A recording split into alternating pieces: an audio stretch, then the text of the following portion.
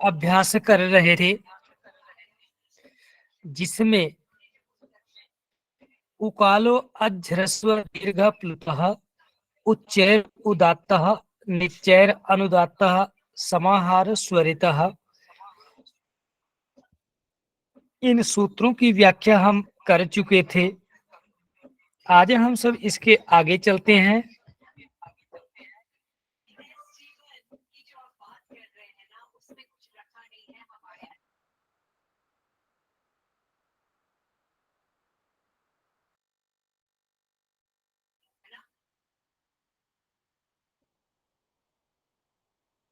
थे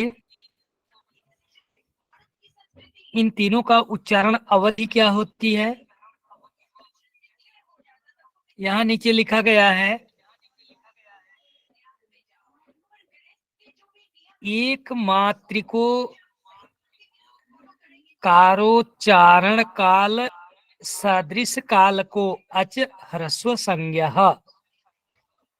एक मात्रिको कारोच्चारण, एक मात्रिक एक मात्रा वाले आकार अर्थात अवर्ण उच्चारण काल के सदृश समय वाले वर्णों को अच ह्रस्व अच ऐसा कहते हैं। यानी अवर्ण का उच्चारण एक मात्रिक होता है। अब इस मात्रा को हम कैसे अनुमान करते हैं?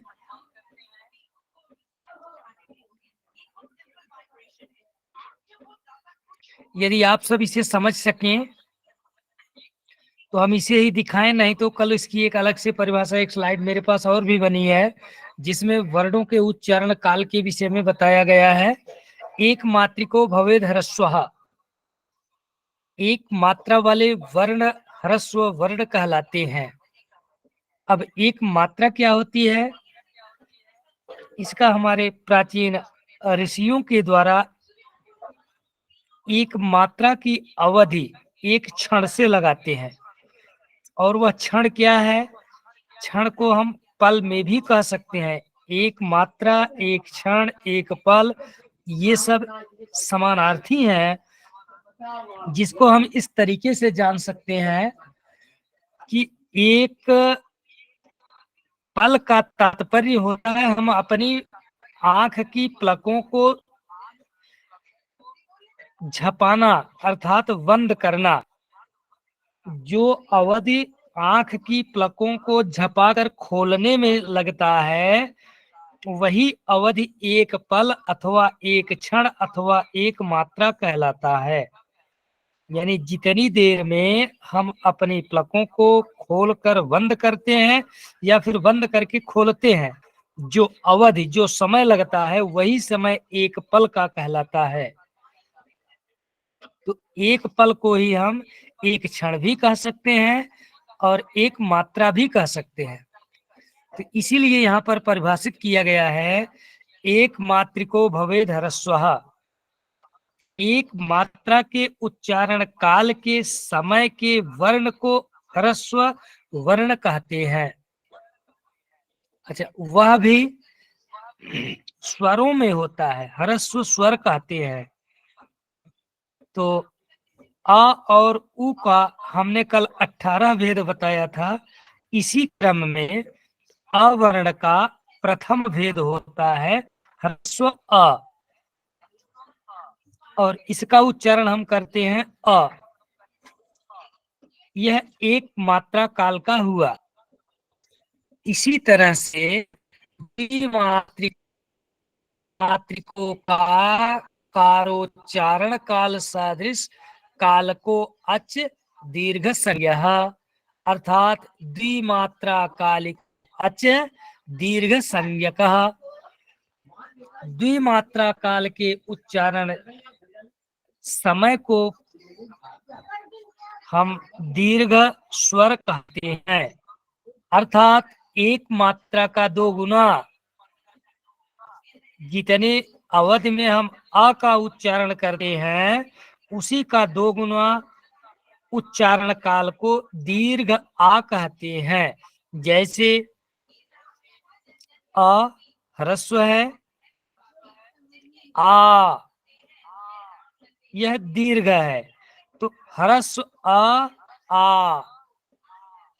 अब यहाँ ह्रस्व और दीर्घ को एक साथ में उच्चारित कर रहे हैं, अ आ। और जब कभी हम सब कहते हैं अ आ ई उ, तो यहाँ पर अ आ, तो जो अ है इसको हम ऐसा कहते हैं, तो यह पूर्ण मात्रिक नहीं हुआ, इसे अर्धमात्रिक कहते हैं। आधा यानी एक ह्रस्व से भी आधा उच्चारण मैं दे रहा हूं समय, तो इसलिए यह अर्ध मात्रिक होगा, तो जबकि स्वरों का उच्चारण अर्धमात्रिक होते ही नहीं है। आगे हम बताते हैं, इसी तरह से एक का 3 गुना, ह्रस्व का 3 गुना, त्रिमात्रा कालिको त्रिमात्रिकोकारोच्चारण काल सादृश काल को अच प्लुत संज्ञा इति भावः। और 3 मात्रा के उच्चारण काल के स्वर को प्लुत स्वर कहते हैं। अब हमने आपको बताया आ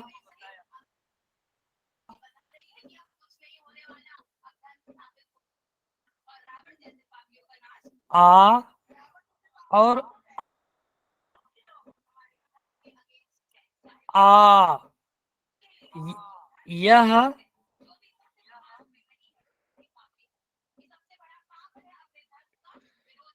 प्लुत स्वर है। आगे चलते हैं, ताल्वादिषु स्थानेषु ऊर्ध्वभागो निष्पन्नो अच अजन अजुदात्त तालु आदि भाग। हमने आपको बताया उच्चारण स्थान कंठ है, तालु है, दंत्य है, ओष्ठ है, तो इनके ऊर्ध्व भाग के ऊपरी भाग से उच्च उदात्त कहलाते हैं। से उच्चारित किए जाने वाले स्वर अनुदात्त कहलाते। और उदात्त और अनुदात्त यानी ऊपरी भाग और मध्य निचला भाग, इन दोनों के मध्य भाग से उच्चारित होने वाले वर्ण सो अच स्वरितः, उसे स्वरित कहते हैं। सा लब्धो मुखेन सहिता मुख सहिता च सा चासो नासिका च मुख नासिका उच्यते आवति वचनः मुख नासिकया वचन इति विग्रह। अर्थात इसका तात्पर्य यह है कि ये जो उदात्त, अनुदात्त और स्वरित हैं, इसके साथ ही ह्रस्व दीर्घ प्लुत हैं। इन छओं का उदात्त और नासिक और अननुनासिक, इनके भेद से 2 और हो जाते हैं। कुल मिलाकर ये 18 भेद होते हैं। मुख सहित नासिकयोच्चार्यमाणो वर्णो अनुनासिक संज्ञा स्यात्। मुख के साथ नासिका से उच्चारित किए जाने वाले वर्ण अनुनासिक होते हैं। तद इत्थम, वे इस तरह के हैं, आ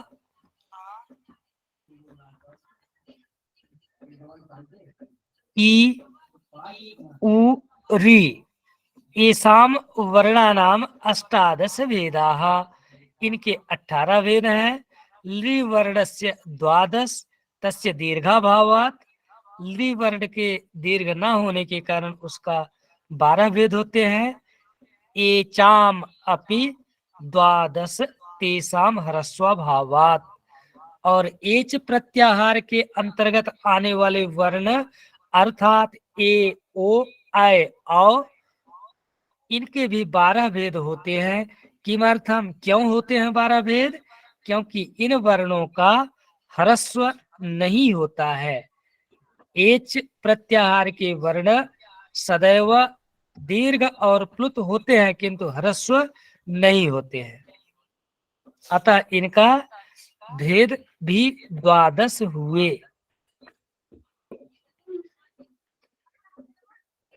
अगला है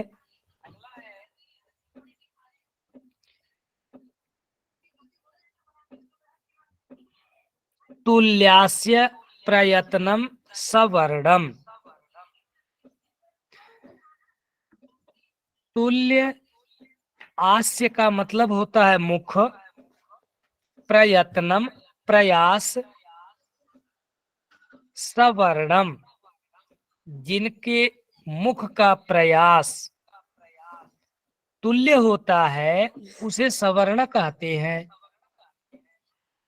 अब यहाँ पर सवर्ण और अवर्ण की बात आई। सवर्ण किसे कहते हैं, अवर्ण किसे कहते हैं, इसको हम दूसरे उदाहरण से जान सकते हैं। सहोदर और सौतेला, वैसे होते हैं दोनों भाई, सहोदर भ्राता होते हैं और सौतेले भाई, ये दोनों की संज्ञा भाई ही है, लेकिन दोनों में अंतर क्या है, एक सहोदर है एक सौतेला है। वैसे वर्ण तो सभी समान होते हैं, उनकी एक ही संज्ञा होती है वर्ण, लेकिन उन वर्णों में भी कई भेद हैं। वह भेद कहाँ से है? जिन वर्णों के अंदर उच्चारण समय, उच्चारण मान यह समान होता है उसे सवर्ण कहते हैं। इसी तरह से सहोदर की परिभाषा आप सब जानते होंगे।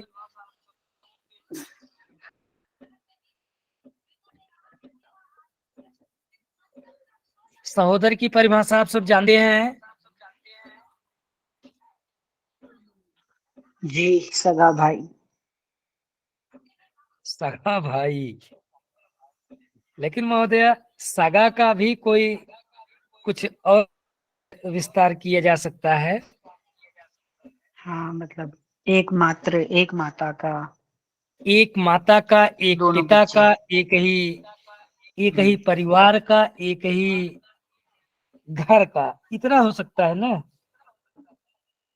तो जी। ये तो इसकी एनालिसिस है, यानी विश्लेषण। वैसे अगर हम रोटी, एक शब्द कहते हैं रोटी,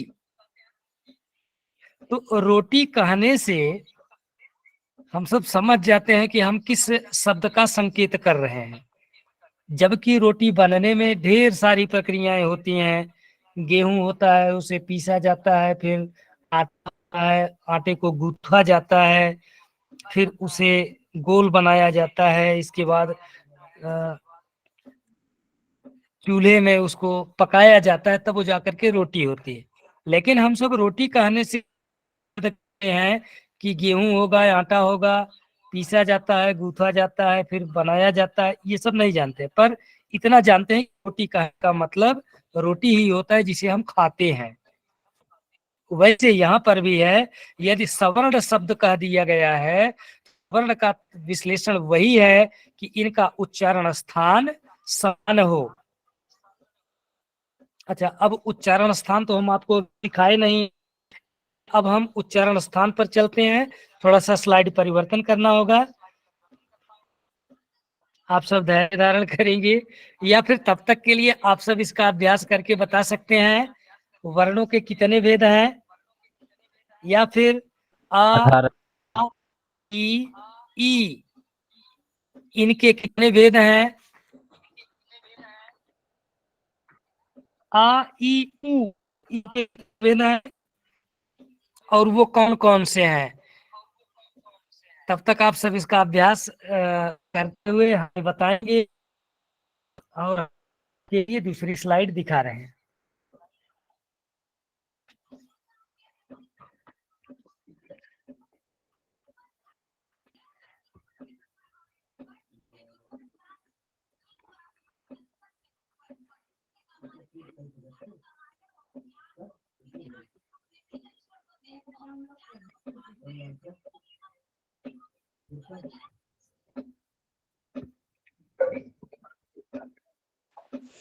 गुरुजी मेरे में स्क्रीन शेयर नहीं हो रही है। महोदया जी मैं रोका हूँ, मैं ढूंढ रहा हूँ दूसरी स्लाइड। जी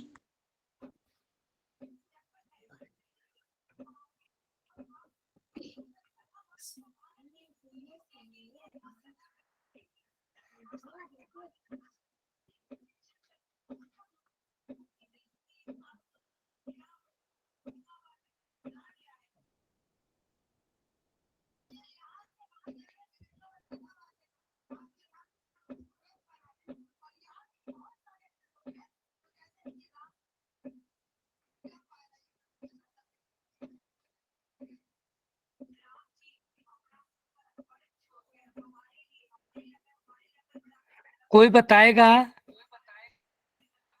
आवर्ण के 18 भेद कौन कौन से हैं? जी मैं जी महोदय, बहुत बहुत धन्यवाद।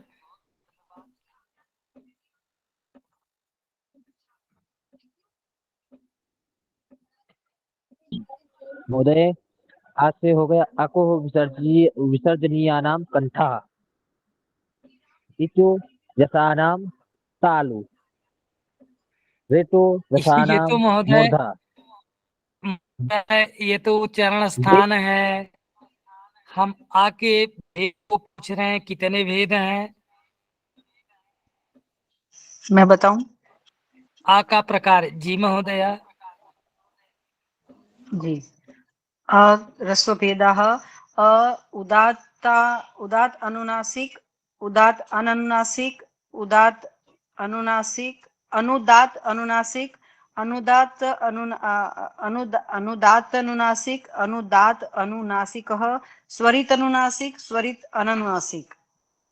ये 6 हो गए ह्रस्व के। अ के जी दीर्घ भेदा में दीर्घ भेदा आएगा वापस, तो उसमें उदात अनुनासिक उदाता अनुनासिक अनुदात अनुनासिक अनुदात अनुनासिक स्वरित अनुनासिक स्वरित अननुनासिक। फिर प्लुत भेदा में ये 6 हो गए तो 12, और प्लुत भेदा में उदात अनुनासिक उदात अननुनासिक अनुदात अनुदात अनुनासिक अनुदात अननुनासिक स्वरित नुनासिक और स्वरित अननुनासिक। और ये 18 भेद हुए ऐसे प्लुत के। जी।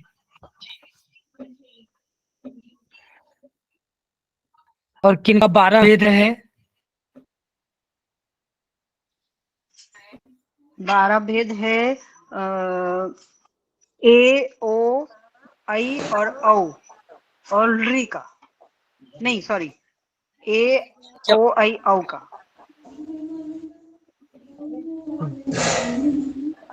ए ओ आई औ और ली। री का है ना? हाँ इनका, बराबर। हाँ हाँ, ये री है। का रस्व दीर्घ नहीं होता।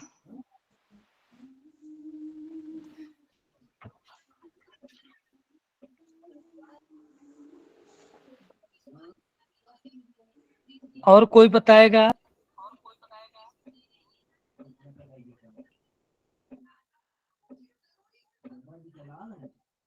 अन्य कोई बताएं?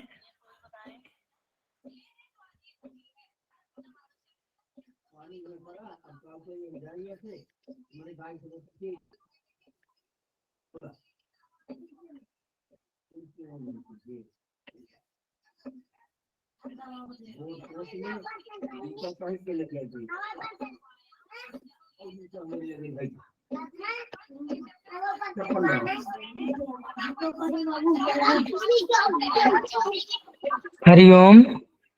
और कोई बताने का प्रयास करें? जो यह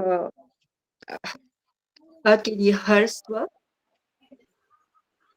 ह्रस्व के गुरुजी लिए क्या बताना है? बाकी के 12 भेद बताने हैं।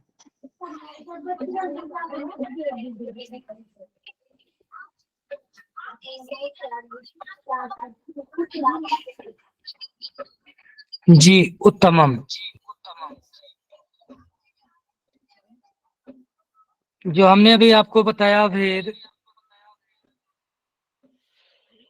ह्रस्व दीर्घ प्लुत, एक मात्रा कालिको भवेद ह्रस्व, द्विमात्रिको भवेद दीर्घ, त्रिमात्रा कालिको प्लुत ज्ञेयः। इसको आप यहाँ इसे दिखाने का प्रयास कर रहे हैं। क्या स्क्रीन शेयर पर कुछ दिखाई दे रहा है? जी स्वराः, नहीं गुरुजी, स्वराः का मतलब मुझे नहीं। स्वर स्क्रीन चली गई है। वापस। ह्रस्व दीर्घ नहीं स्वराः। है स्क्रीन। आपकी ध्वनि भी ठीक से नहीं आ रही है और स्क्रीन भी चली गई।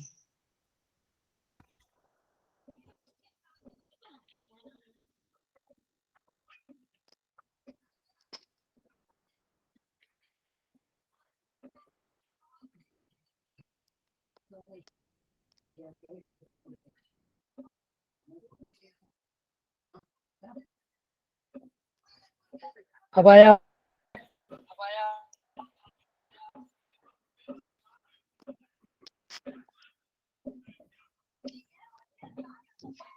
ठीक से नहीं है, स्क्रीन तो आई लेकिन आपकी आवाज जरा भी ठीक से नहीं आ रही है। जी महोदय, सुना है। ये सब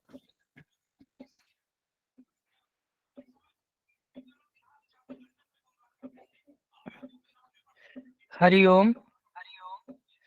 अब यहाँ पर स्वराः त्रिधा, स्वर 3 प्रकार के होते हैं।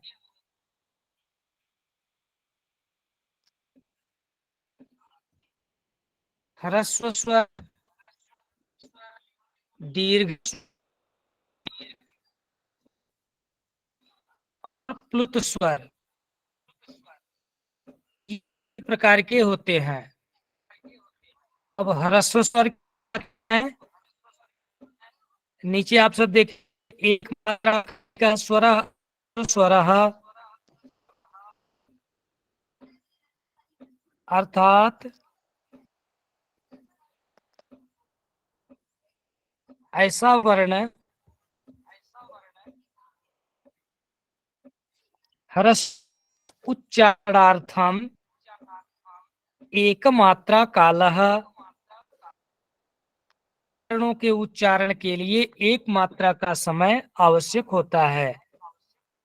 इसी तरह से दीर्घ का द्विमात्रा कालिकः स्वरः दीर्घ स्वर, दीर्घाणाम उच्चारणार्थम, दीर्घ वर्णों के उच्चारण के लिए मात्रा का समय आवश्यक होता है। जैसे आ, ई, उ, री, ए, आय, ओ, औ, ये सब दीर्घ वर्ण है। इसी तरह से त्रिमात्रा स्वरः, 3 मात्रा काल वर्ग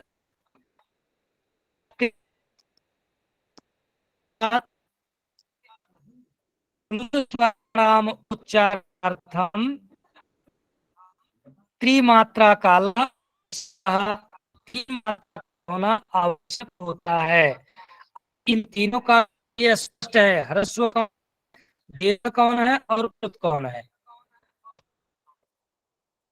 यहाँ तक आप सब देख लीजिए, आ, ई, उ, री, ये सब ह्रस्व हैं। आ, उ, री, ए, ऐ, ओ, औ, ये है।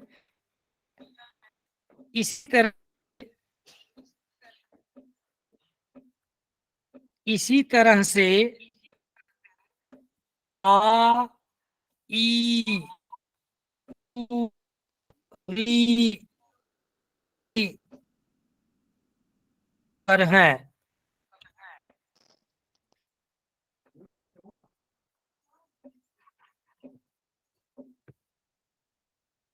अब महोदय जी इनका क्या स्थान है? अकुह विसर्जनीयानाम कंठः, अर्थात अ, आ, क, ख, ग, घ, ङ, फ और अह, इनका उच्चारण स्थान कंठ होता है, स्वरणी कहलाते हैं। इनकी उच्चारण स्थान समान है, इसलिए ये वर्ग अर्थात समार वर्ग कहे जाते हैं। इसी तरह से कंठ हमारा कहाँ है? जहाँ पर थोड़ा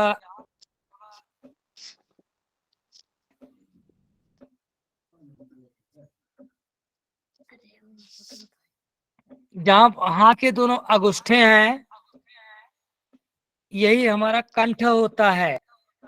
तो यहाँ से जिनका उच्चारण स्थान किया जाता है उसे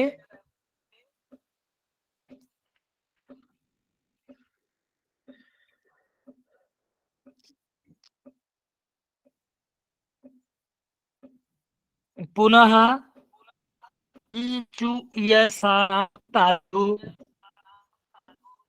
ईचा वर्ग और सा का उच्चारण स्थान तालु होता है। क्या मेरी बात सुनाई दे रही है? आम। अस्तु, इसी तरह से तालु मेरा कहाँ है? ये जहाँ पर एरो का निशान बना हुआ है वही स्थान तालु है।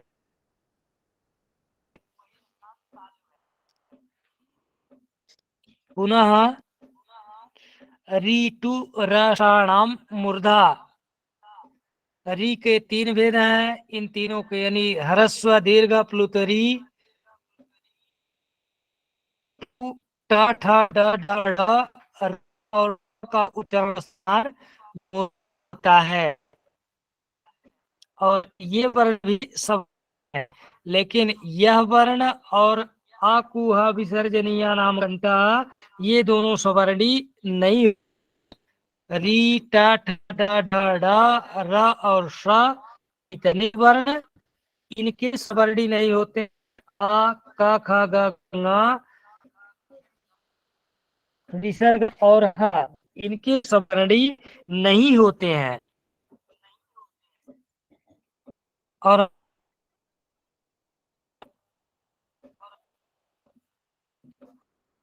मूर्धा कहाँ है?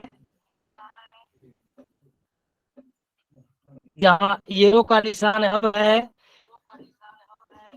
वही मूर्धा होता है। अर्थात वर्णों के उच्चारण करते समय हमारी जीवा इसी मूर्धा का स्पर्श करती है, अतः इसे मूर्धा कहते हैं। ऋतु लसाना दंताः,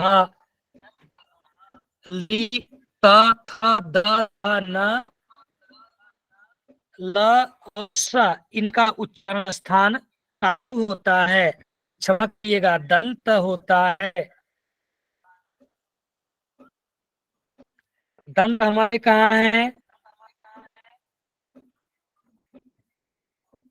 जानते हैं आप सब?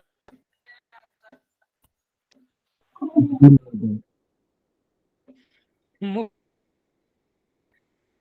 होते हैं, मुख में। ये नहीं पूछ रहा हूँ कि मुख कहाँ होते हैं, पर हमारे दांत कहाँ है? जहाँ आप देखेंगे जीवा स्पष्ट की होगी, अर्थात जहाँ से दांत निकले हुए हैं, जब जीवा उसका करती है या दंत के मूल भाग का स्पर्श करते हुए उच्चारित किए जाने वाले वर्ण दंत्य कहलाते हैं। इसके अंतर्गत ली, जब हम ल उच्चारण करते हैं तो हमारी जीवा दंत के मूल भाग का स्पर्श करती है। इसी तरह से तू अर्थात त थ द ध न इतने वर्णों का उच्चारण स्थान अंत्य होते हैं।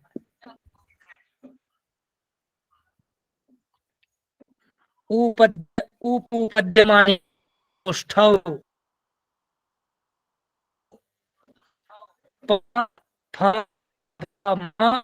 अर्ध विसर्ग का उच्चारण स्थान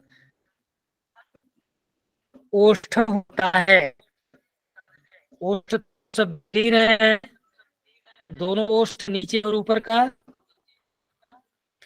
ये दायित्व तालु, ये दायित्व अर्थात ए आय इनका उच्चारण स्थान कंठ और ताल दोनों होता है।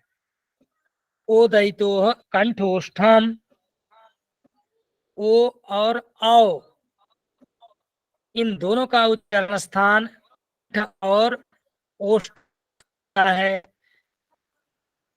वकार दंतोष्ठम, व का उच्चारण स्थान दंत और ओष्ठ होता है। अंग नासिकानुस्वारस्य, अनुस्वार का उच्चारण स्थान नासिका होता है। यमगणानाम नासिका च, न इनका उच्चारण स्थान नासिका होता है।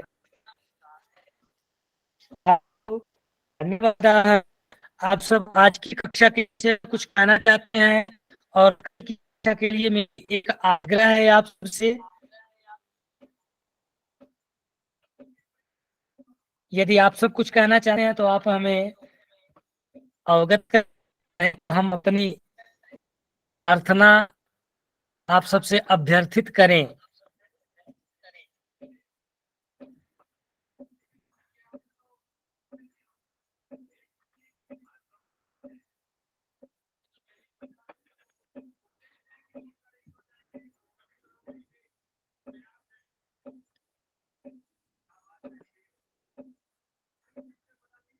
अस्तु, हम कल की कक्षा के लिए आप सबसे आग्रह करते हैं, आप सब 8:20 जरूर आ जाया करें, क्योंकि अतिरिक्त समय देने से कुछ अन्य कक्षाओं की बाधा पहुंचती है। इसलिए हम आप सभी से प्रार्थना करते हैं आप सब कल की कक्षा में 8:20 तक जरूर उपस्थित हो जाएंगे। तब तक के लिए सर्वे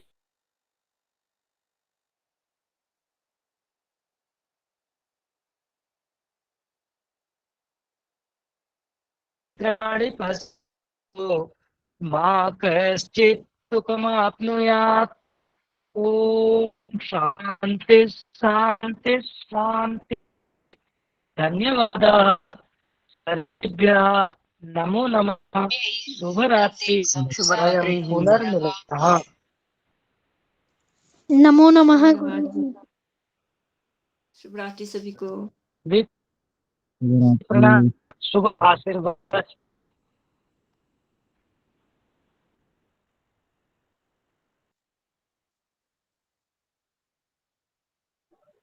रितु